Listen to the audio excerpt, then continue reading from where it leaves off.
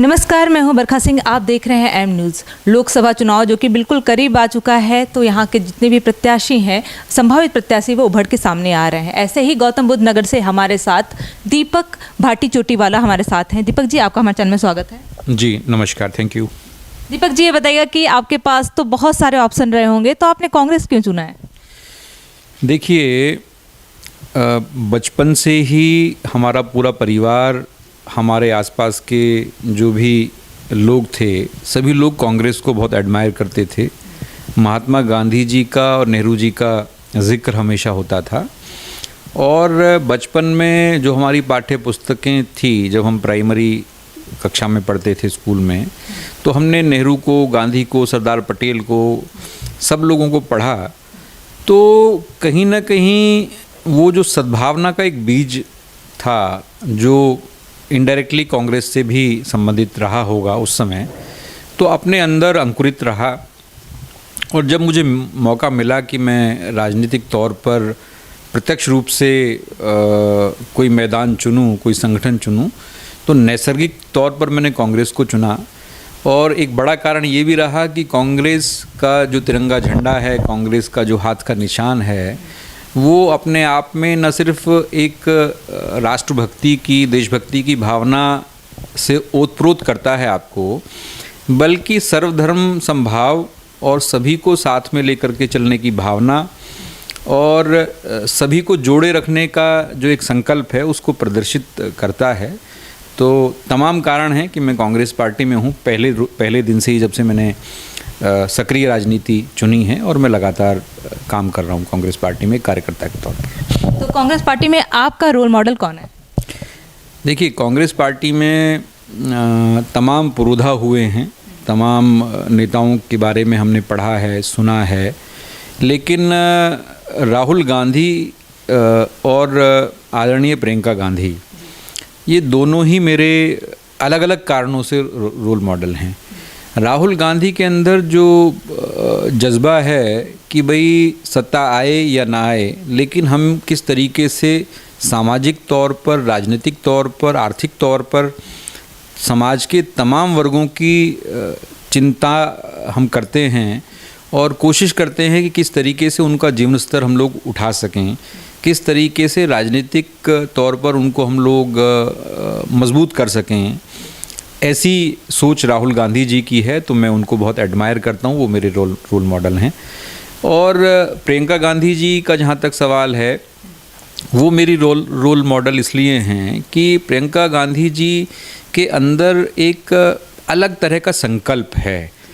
महिलाओं की बात हो, नौजवानों को राजनीति में लाने की बात हो। मैंने अभी बीते साल उत्तर प्रदेश में दादरी विधानसभा से विधानसभा का चुनाव लड़ा कांग्रेस पार्टी के टिकट पर। तो प्रियंका गांधी जी ने वो संकल्प दिखाया कि किस तरीके से, और ये ऐसा पहले कभी हुआ नहीं था जहाँ तक कांग्रेस पार्टी का सवाल है उत्तर प्रदेश में, कि इतने सारे नौजवानों को एक साथ उन्होंने चुनाव लड़ने का मौका दिया और नतीजों की परवाह किए बगैर उन्होंने उनको हौसला दिया। मेरे चुनाव में प्रियंका जी खुद प्रचार करने के लिए आई थी। तो ये मेरे लिए अविस्मरणीय समय रहा जो विधानसभा चुनाव लड़ने के दौरान। अनुभव उसमें कैसा रहा? बहुत शानदार अनुभव रहा, क्योंकि मैं विधानसभा में लगातार अपने सक्रिय रहा हूँ, अपने लोगों से मिलता जुलता रहा हूँ। तो कांग्रेस पार्टी का चुनाव चिन्ह लेकर के मैं जब लोगों के बीच में गया कि आप कांग्रेस पार्टी को वोट दीजिए, कांग्रेस पार्टी को सपोर्ट कीजिए, तो लोगों ने सम्मान दिया, प्रेम दिया, आशीर्वाद दिया। ठीक है, राजनीतिक और सामाजिक कारण रहे होंगे कि वोट उस हिसाब से हम लोगों को मिला नहीं, लेकिन ये ज़रूर है कि कांग्रेस पार्टी ने काफ़ी समय के बाद विधानसभा में ज़मीनी स्तर पर, हो सकता है इस चुनाव से पहले कांग्रेस को ज़्यादा वोट मिले हों, लेकिन ज़मीनी स्तर पर कांग्रेस पार्टी ने अपनी उपस्थिति दर्ज कराई।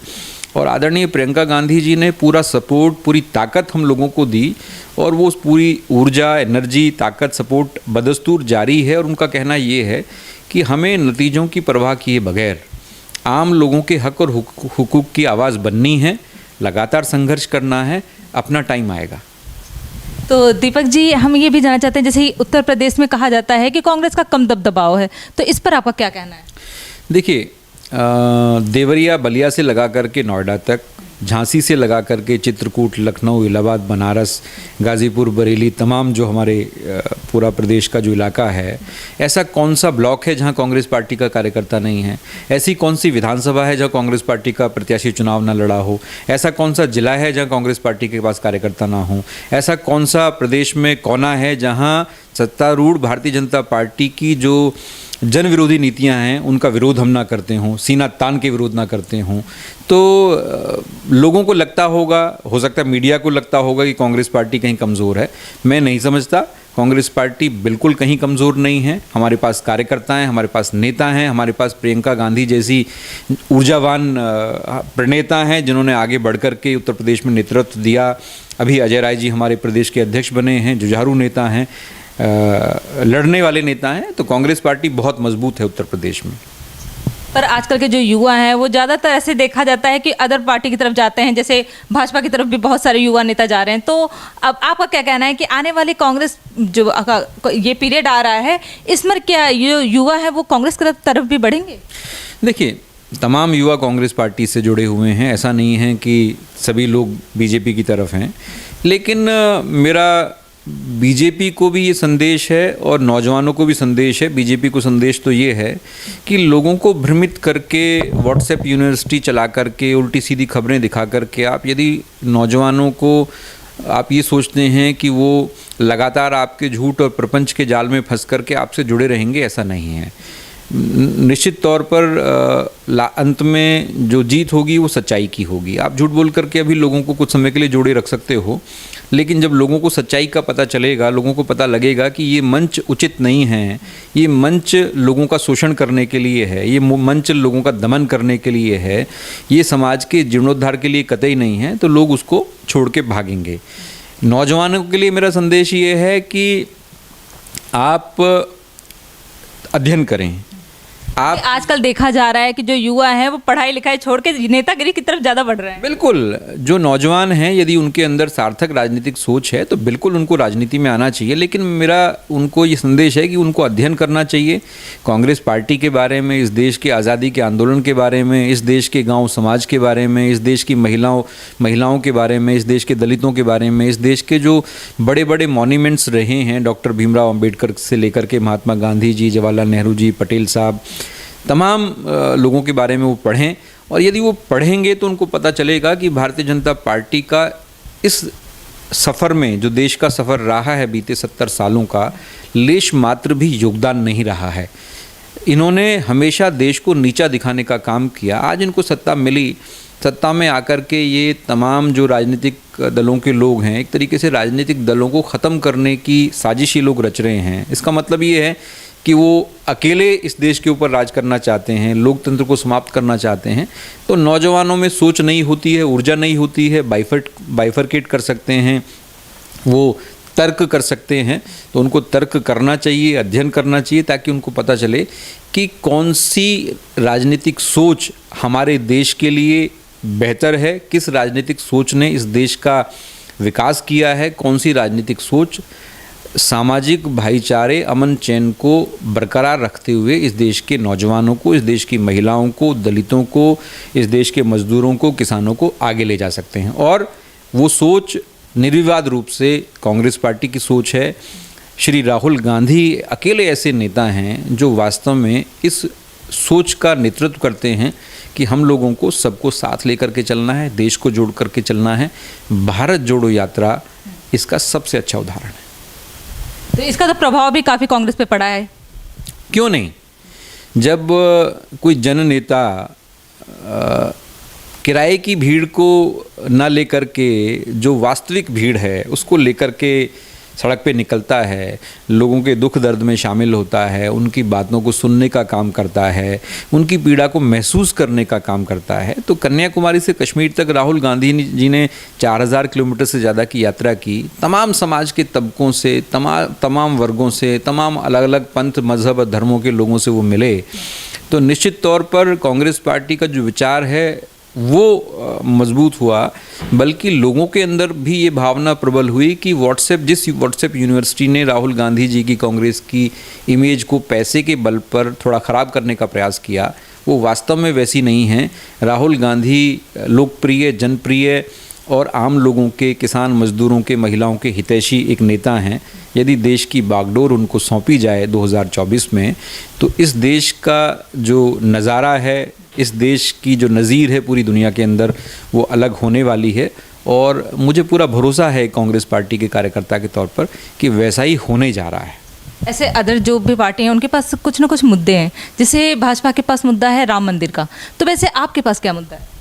देखिए, भाजपा को सवालों के कटघरे में खड़ा करने के लिए आपने जो प्रश्न किया, इसी में जवाब छिपा हुआ है।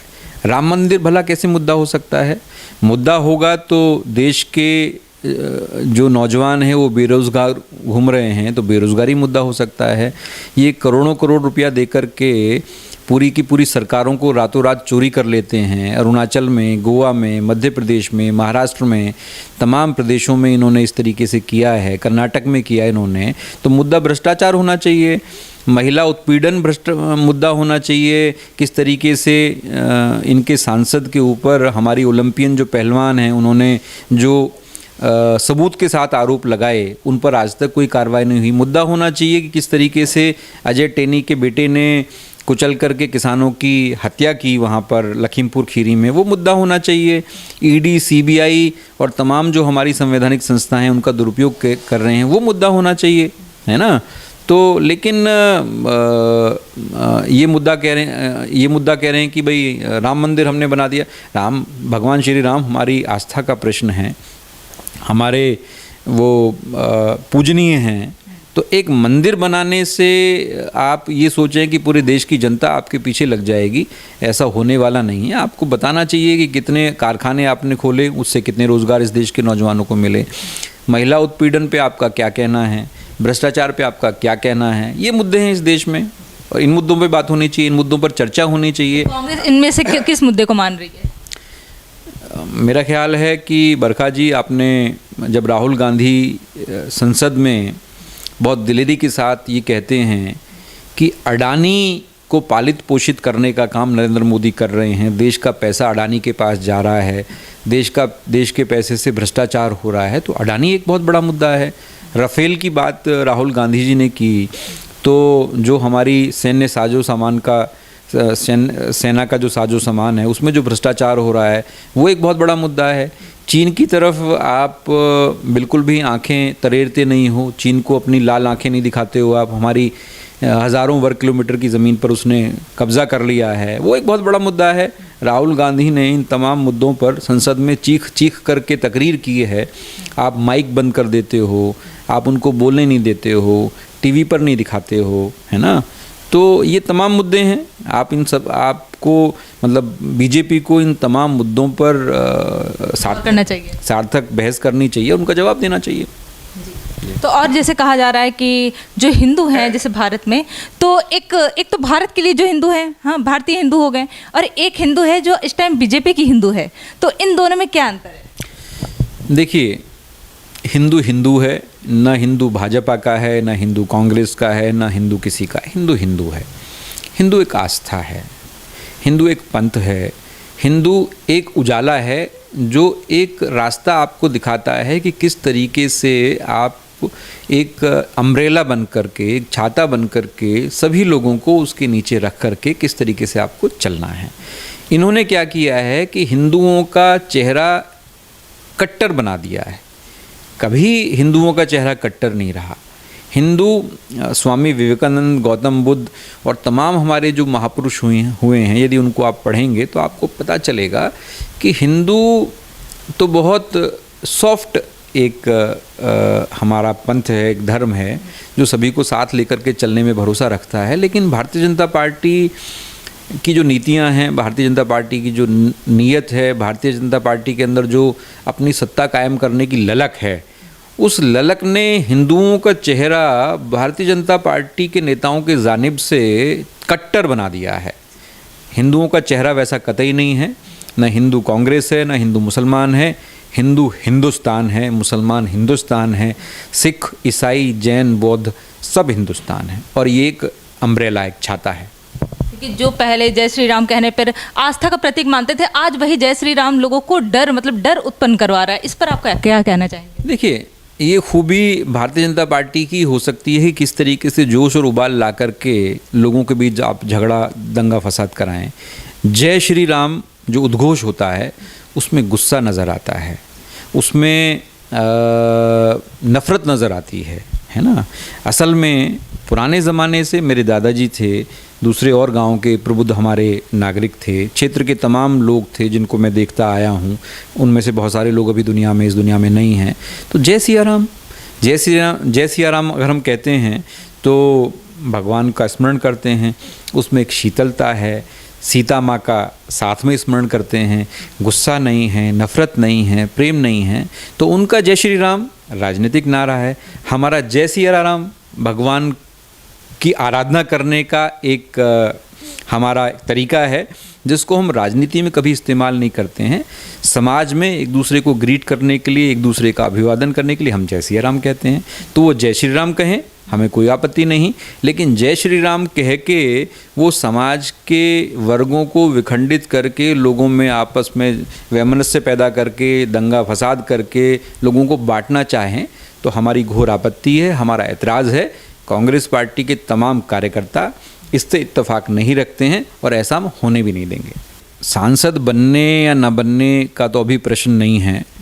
कांग्रेस पार्टी का मैं एक कार्यकर्ता हूं और मेरी भी कोशिश रहती है कि राजनीतिक तौर पर जितनी लंबी से लंबी छलांग लगाई जाए वो लगानी चाहिए, जिससे आपका व्यक्तिगत दायरा बढ़ता है, राजनीतिक दायरा बढ़ता है, सामाजिक दायरा बढ़ता है और एक समझ बढ़ती है आपके क्षेत्र के बारे में।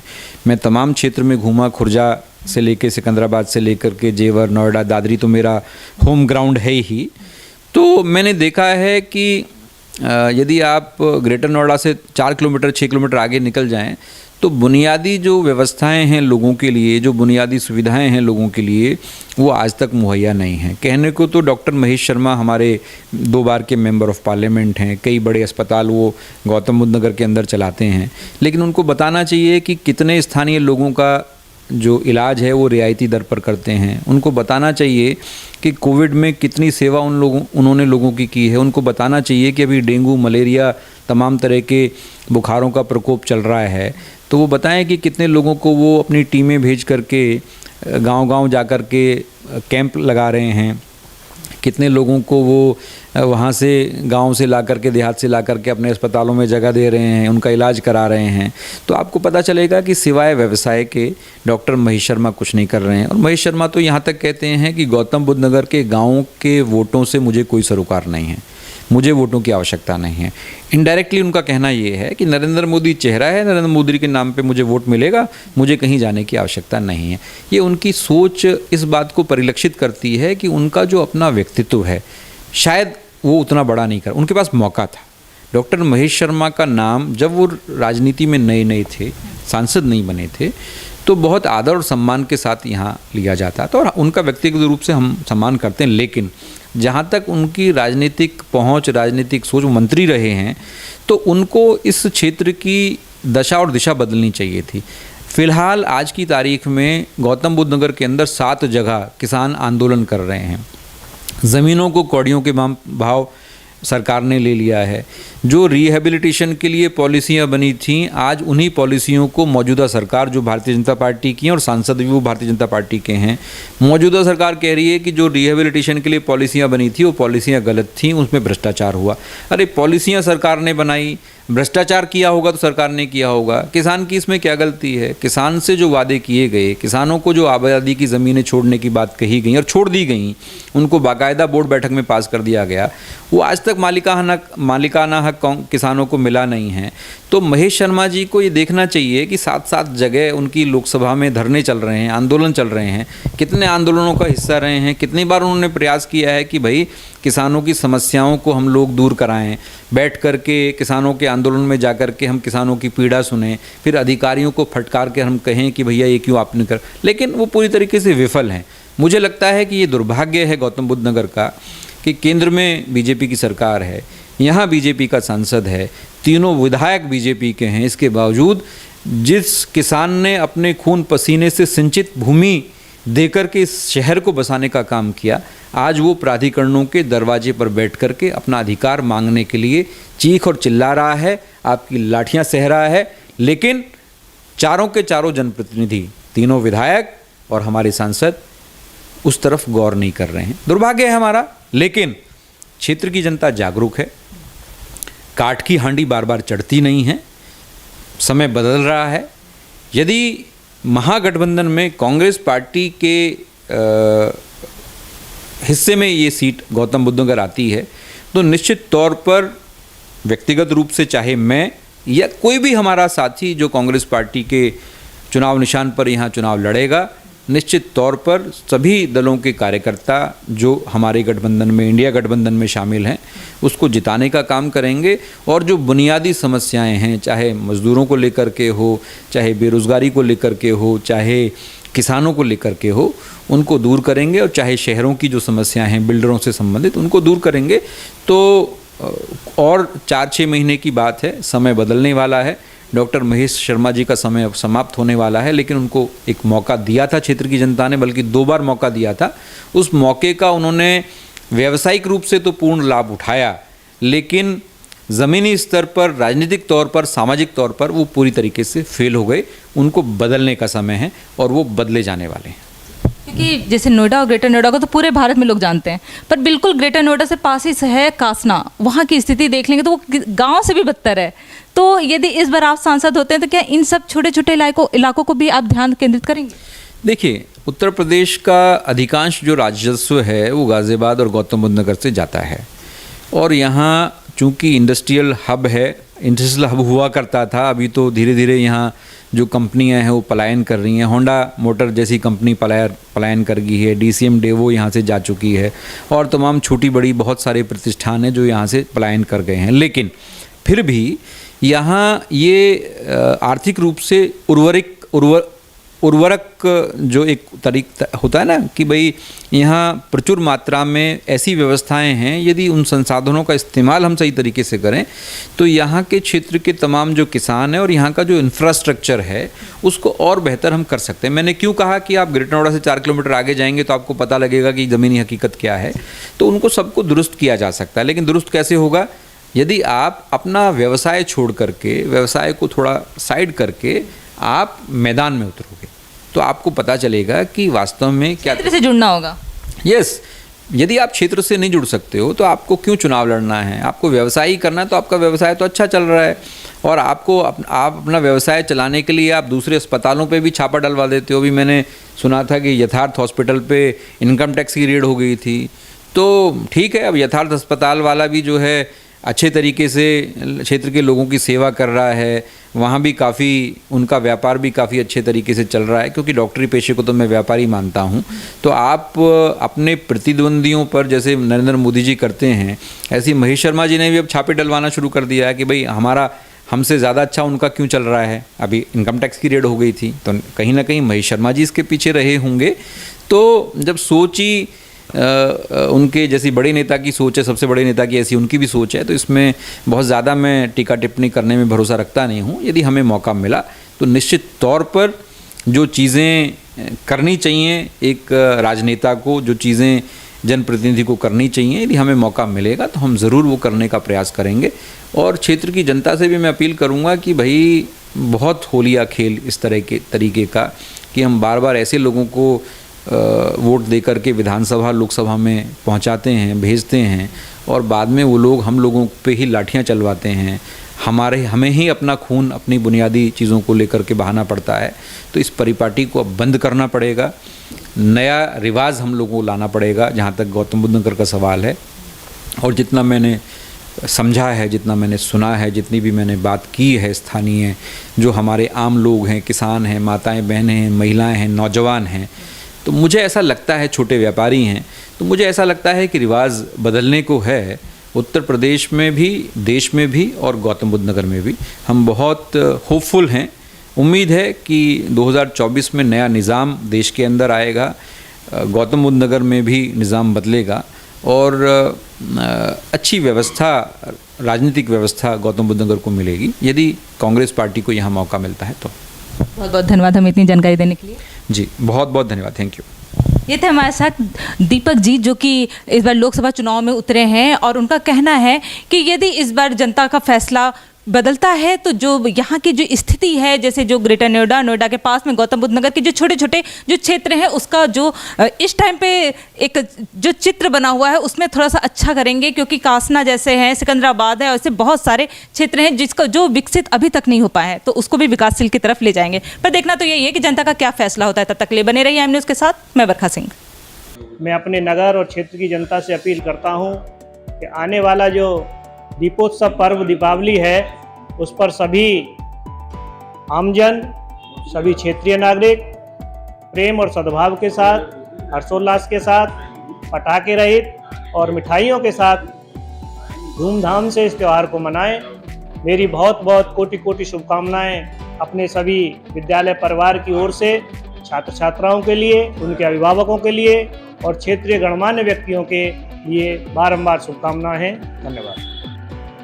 दशहरा, दीपावली को सभी अच्छे तरह से मनावें और मेरी जनता से अपील है कि शांतिपूर्वक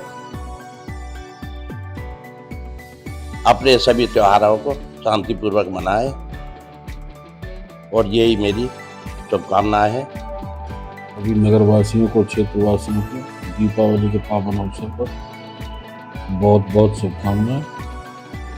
सभी से मेरा अनुरोध है इस भाईचारे को बनाकर रखें और आपस में मिठाई से त्यौहार को मनाएं। एक बार पुनः दीपावली की सभी क्षेत्रवासियों को, नगरवासियों को हार्दिक शुभकामनाओं के साथ अपनी वाणी को विराम देता हूँ। जय हिंद, जय भारत। राजू त्यागी, ग्राम प्रधान गंवा, जिला बुलंदशहर की तरफ से आप सभी देशवासियों को दीपावली की हार्दिक शुभकामनाएं। मैं अपने क्षेत्रवासियों को नवदुर्गा, दीपावली, भैया दूज, दशहरा और जो भी हमारे त्यौहार शुरू हो रहे हैं, उन सब के बारे में बधाई और शुभकामना देना चाहता हूँ। दिवाली हमारे हिंदुस्तान का सबसे महत्वपूर्ण त्यौहार है। इस त्यौहार को बड़ी सजावट, शान शौकत के साथ मनाया जाता है। समस्त भारतवासियों को दशहरा और दीपावली की हार्दिक शुभकामना। मेरे प्रिय भारतवासियों, आपसे निवेदन करता हूं कि इस दीपों के पर्व को सौहार्दपूर्वक मनाएं, प्रसन्नतापूर्वक मिठाई और खील बतासों को वितरित करें, सभी से मेल मिलाप करें, बच्चों पर विशेष सावधानी रखें, पटाखे चलाएं, लेकिन बच्चों को अपनी निगरानी में ही पटाखे चलाने के लिए प्रेरित करें। इसी के साथ मैं अपने गौतम बुद्ध नगर क्षेत्रवासियों को और देशवासियों को पुनः नवरात्रि, दशहरा और दीपावली की हार्दिक शुभकामना प्रेषित करते हुए सबके शुभ की कामना करता हूं। मेरा नाम तेजा गुर्जर है और मैं भारतीय जनता पार्टी किसान मोर्चा पश्चिम उत्तर प्रदेश का अध्यक्ष हूं। नवरात्रों का समय शुरू होने वाला है। मैं अपने क्षेत्रवासियों को नवरात्रों के अवसर पर हार्दिक शुभकामनाएं देता हूं, बधाई देता हूं। आगामी आने वाले त्यौहार दीपावली की हार्दिक बधाई देता हूं और आपसे आग्रह करता हूं कि इस त्यौहार को बगैर पटाखों के मनाया जाए ताकि पॉल्यूशन मुक्त क्षेत्र हो और मिठाई के साथ मनाया जाए। इन्हीं शुभकामनाओं के साथ बहुत बहुत बधाई। मेरा नाम अर्जुन सिंह, ग्राम पंचायत रनियावली, ब्लॉक रनिया, तहसील खुर्जा, जिला बुलंदशहर।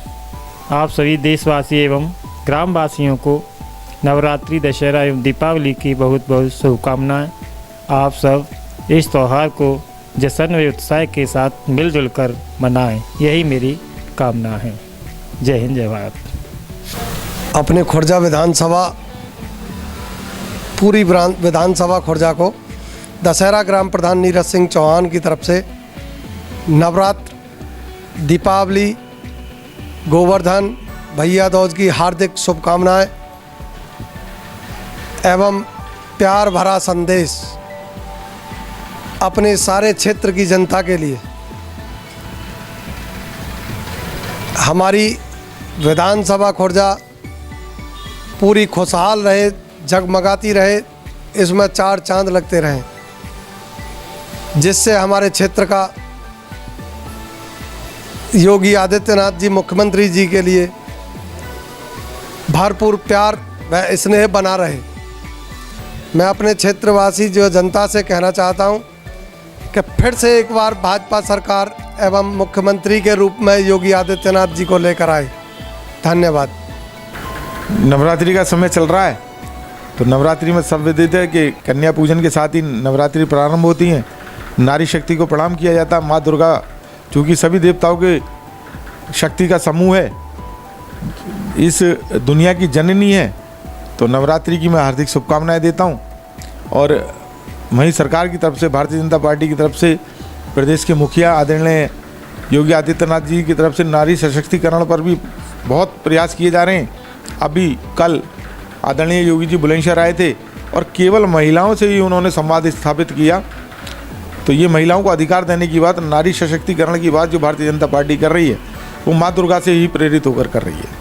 आने वाले समय में आपको पता है कि दीपावली आ रही है नवंबर माह में, तो मैं सभी क्षेत्रवासियों को दीपावली की हार्दिक शुभकामनाएं करता हूं। माँ लक्ष्मी जी की कृपा सभी मित्रों पर, सभी नगरवासियों पर, सभी क्षेत्रवासियों पर, मेरे प्रदेश पर, मेरे भारत पर, इस विश्व पर हो। मैं दीपावली की हार्दिक शुभकामनाएं आपके श्री चरणों में प्रेषित करता हूं। आपका बहुत बहुत आभार।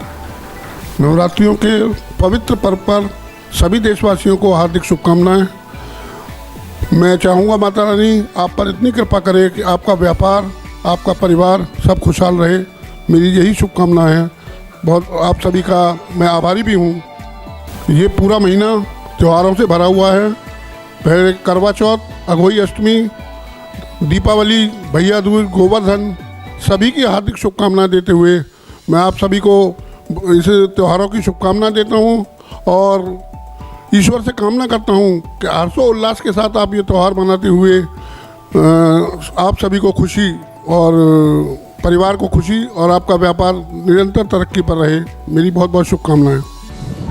हाजी अशरफ कुरैशी, पूर्व चेयरमैन छतारी, की सभी जनता और देशवासियों को दीपावली, दशहरा की बहुत बहुत शुभकामनाएं। If you like this video, hit the like button and press the bell icon to never miss an update from